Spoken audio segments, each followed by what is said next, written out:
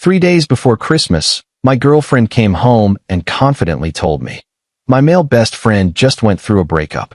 I promised him that I'd take him out to cheer him up, but you'll have to pay for it." I said, "Okay, fine." My heart completely shattered. I had arranged a whole party on Christmas Day just to propose to her. I canceled everything. Then, when she reached the airport, she called me crying and screaming, saying things in such a way that I just hung up the phone. I'm 32. I work as a project manager for a mid-sized construction firm in Denver. It's decent money, enough to live comfortably, save a little, and occasionally splurge on someone I care about. That someone was Amber. We'd been together for 3 years. Met at a mutual friend's barbecue, hit it off immediately, moved in together after 18 months. She worked in marketing, always had her phone glued to her hand, always talking about campaigns and client meetings. I loved her energy. I loved how she'd come home exhausted, but still curl up next to me on the couch and talk about her day. I thought we were solid. I thought we were building something real. Looking back now, I realize I was seeing what I wanted to see. The signs were there. I just chose to ignore them because I was in love, or what I thought was love. Maybe it was just comfort. Maybe it was the fear of starting over. Whatever it was, it blinded me to the reality of who Amber really was. Update 1. It started small. Little things I brushed off because I trusted her. She'd mention her best friend, Aaron, constantly. Aaron this, Aaron that. Aaron's having a rough time at work. Aaron's thinking about getting a new apartment. Aaron's going through a breakup with his girlfriend of 2 years. At first, I tried to be understanding. I'd ask questions, show interest, be supportive. That's tough for him, I'd say. Is he doing okay? But the more she talked about him, the more something felt off. It wasn't just the frequency. It was the tone. The way her voice would soften when she said his name. The way she'd light up when her phone buzzed and it was him texting. I'll admit, it annoyed me. But I'm not the jealous type. Or at least, I didn't think I was. I figured if she had a male friend, fine. I had female friends. It's 2025. Adults can have platonic friendships. My coworker Sarah and I grab lunch sometimes. My college friend Jennifer and I text memes back and forth. It's normal. It's healthy. But this felt different. Then December 22nd happened. I was in the kitchen making dinner. Chicken stir fry, nothing fancy. Amber walked in, dropped her purse on the counter, and didn't even look at me when she said it. Aaron just broke up with his girlfriend. He's really torn up about it. I told him I'd take him out this weekend to cheer him up. You'll need to cover it though. I'm a little tight this month. I froze. The spatula in my hand felt suddenly heavy. The vegetables were sizzling in the pan, but I couldn't hear them anymore. Everything went quiet. Wait, what? She finally looked at me, eyebrows raised like I was being slow. Aaron, my best friend. I told you about him. He needs support right now, and I said I'd be there for him. And I'm paying for it. Well, yeah, I just bought those boots I wanted, and I've got my credit card bill coming up.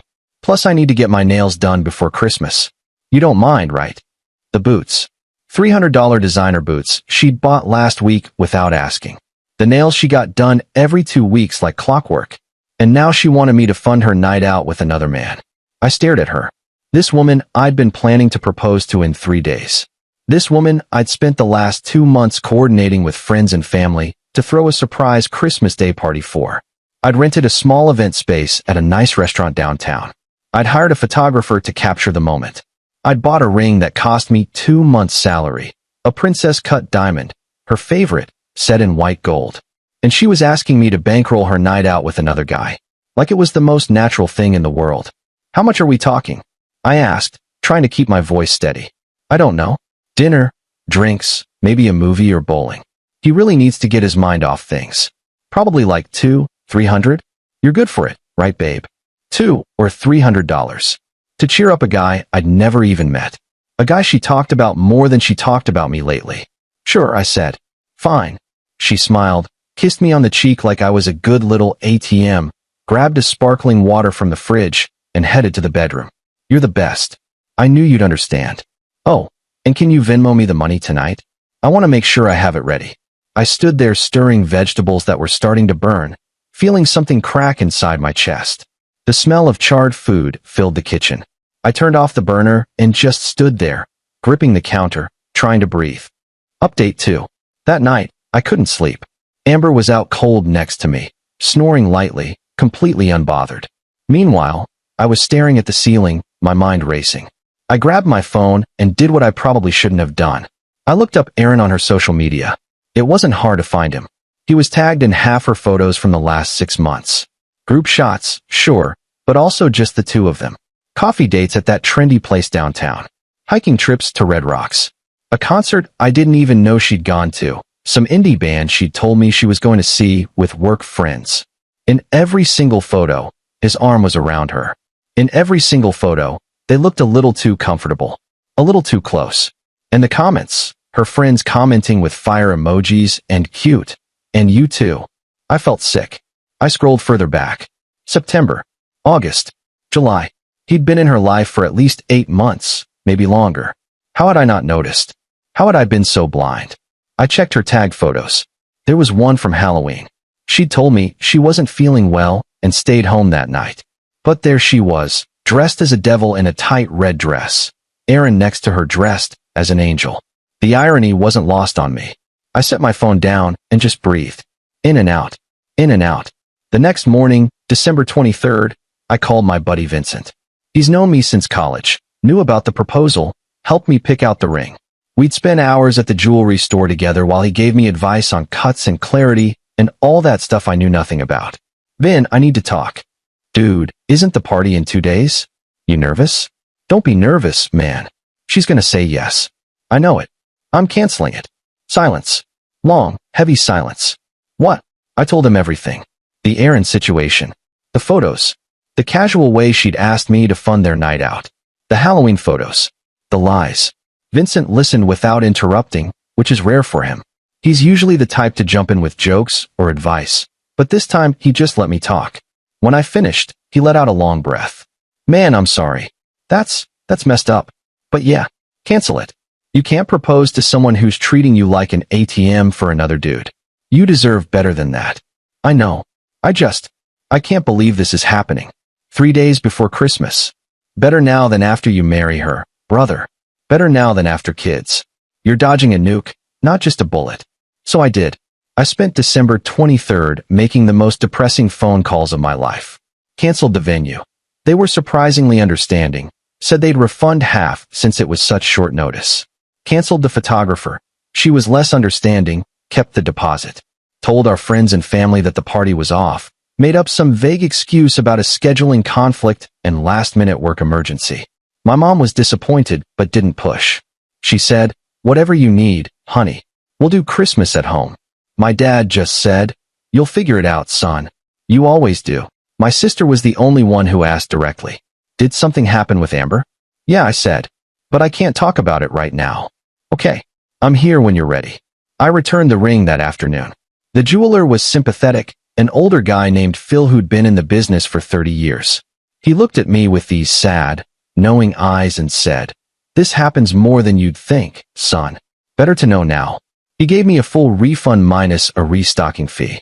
I walked out of that store feeling empty. The money hit my account, but it felt hollow. That ring was supposed to represent my future. Now it was just numbers on a screen. Amber didn't notice any of it. She was too busy texting Aaron, planning their big night out. I could hear her in the bedroom, giggling at her phone, typing away.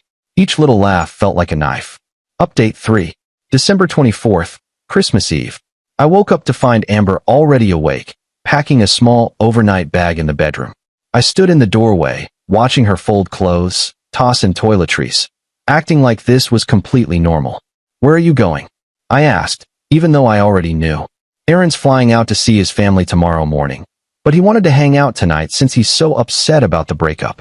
We're gonna grab dinner at that steakhouse he likes, maybe hit up a bar after, and then I might crash at his place.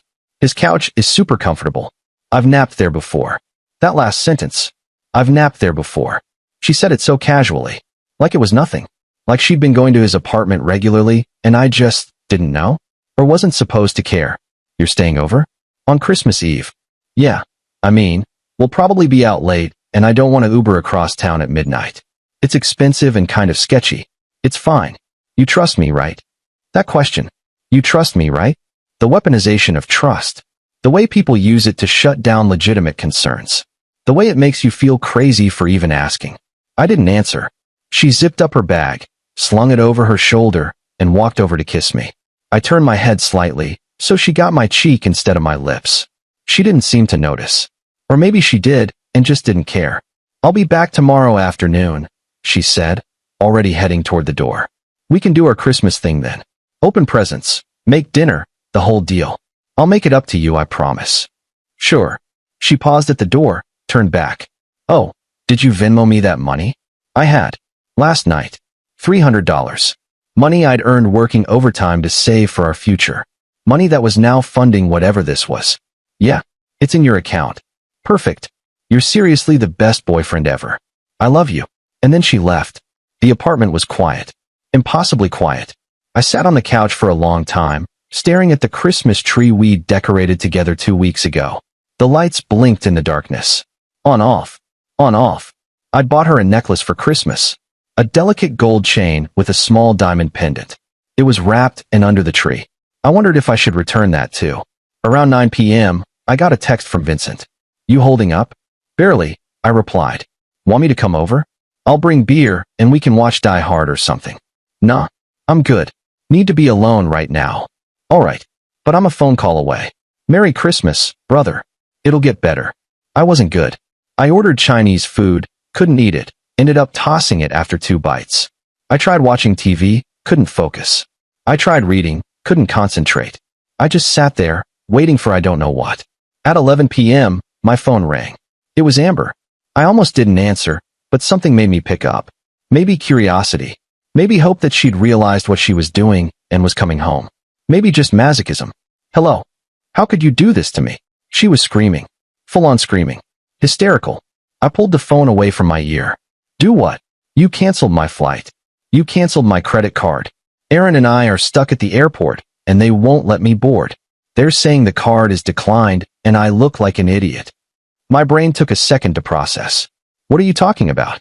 What flight? Don't play dumb. The flight to Cabo.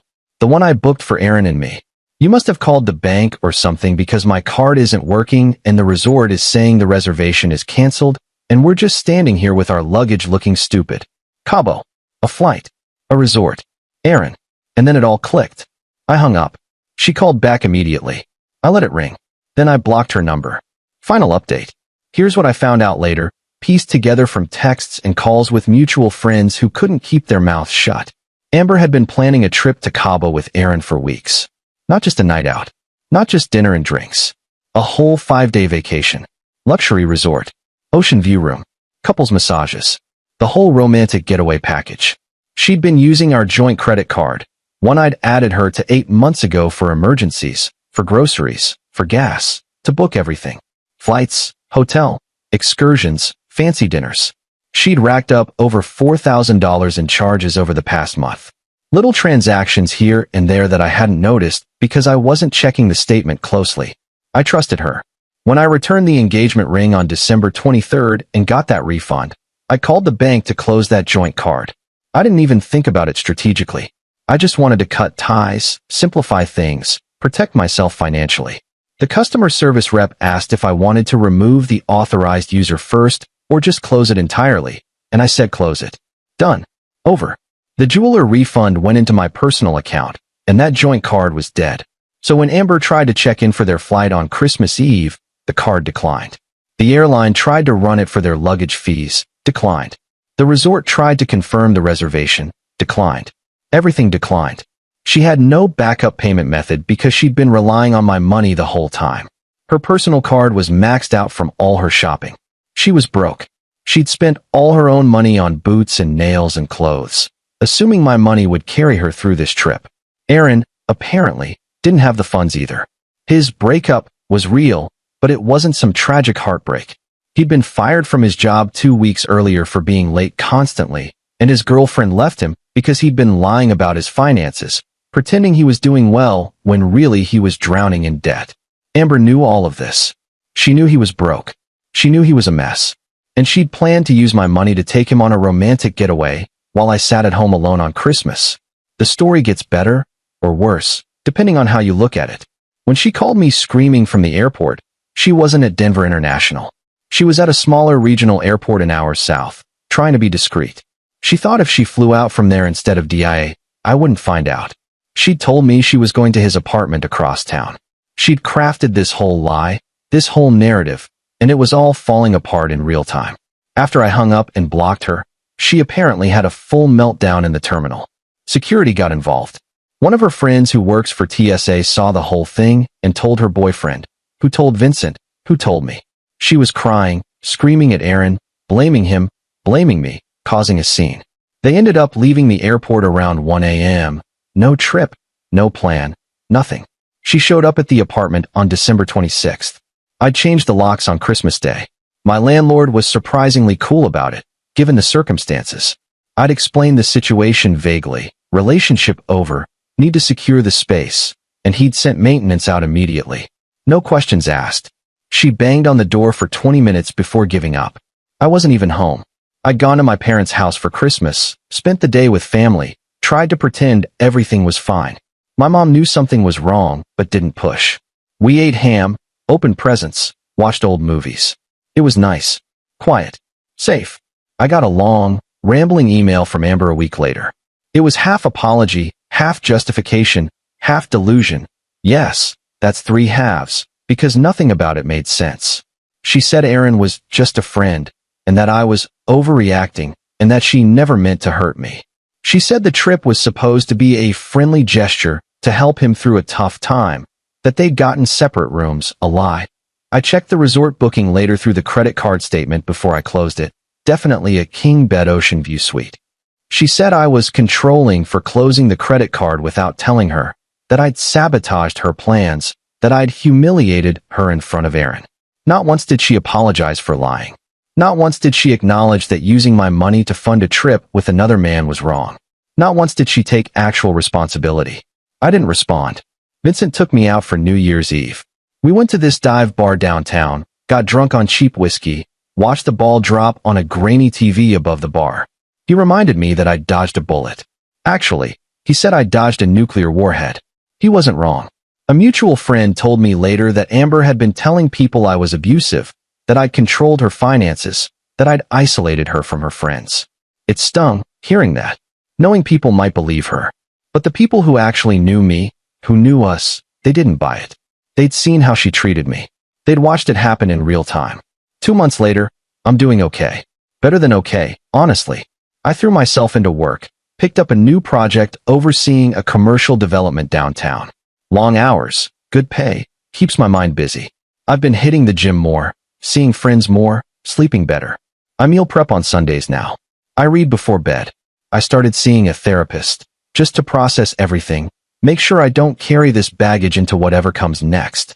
Amber moved in with Aaron, from what I heard through the grapevine. Apparently they're officially together now. She updated her relationship status on social media, posted photos of them together with captions about real love, and finally being happy. I don't care. I really don't. I blocked her on everything, so I only know because people keep telling me, thinking I want updates. I don't. The engagement ring fund is sitting in my savings account. $7,300 after the restocking fee. I'm not sure what I'll do with it yet. Maybe a down payment on a house. Maybe a trip somewhere I've always wanted to go, New Zealand, maybe, or Iceland. Maybe nothing. It's just nice to know it's mine. That it represents my future, not hers. I think about that night sometimes. December 22nd. The way she said it so casually, like I was just a wallet with a heartbeat. The way she didn't even consider how it would make me feel. The entitlement. The audacity. I think about how close I came to proposing to someone who saw me as a resource, not a partner. Someone who would have said yes to the ring, but meant yes to the bank account. And honestly, I'm grateful. Grateful it happened before I put a ring on her finger. Grateful I found out who she really was before it was too late. Grateful I didn't waste another 3 years, or 10, or 20, on someone who didn't love me the way I deserved to be loved. Christmas will probably always sting a little now. I'll probably always remember where I was, what I was doing, when my world fell apart. But I'll take that over a lifetime with someone who didn't really love me. I'll take the pain of heartbreak over the slow death of being used. I'm okay now. I'm actually okay. Edit 1. A few people asked if I ever got a real apology. Not a real one. Just that rambling email where she tried to spin herself as the victim. No accountability. No genuine remorse.